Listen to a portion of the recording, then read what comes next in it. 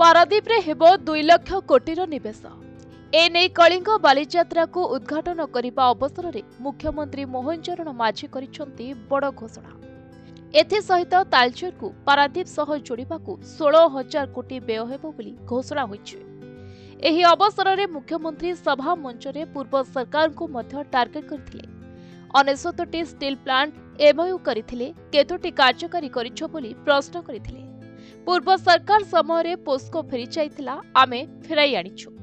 एथि सहित मित्तल पळाई जिबा कथा जो माने कहउछन्ते ताहा विभ्रांत कर बोली मुख्यमंत्री कहिसन्ते।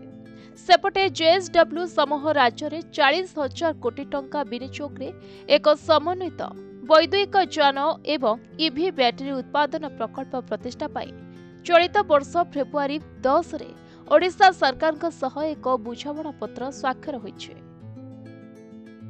कटक जिलार नराज रे जेएसडब्ल्यू ग्रुप एक ईवी गाड़ी एवं उत्पादन कारखाना स्थापन करने को योजना करथिबा बेले जगतसिंहपुर जिलार पारादीप रे एक तंबा सेल्टर एवं लिथियम रिफाइनरी प्रतिष्ठा पाई प्रस्ताव देइछे।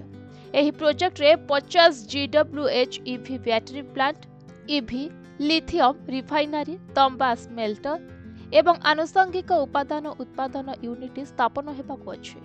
कंपनीर उच्चाभिलाष ईवी एवं उत्पादन प्रकल्प पाई राज्य कैबिनेट एक स्वतंत्र प्रोत्साहन पैकेज अनुमोदन करने एमओयू स्वाक्षर होइछे। ब्यूरो रिपोर्ट प्रतिदिन टीवी।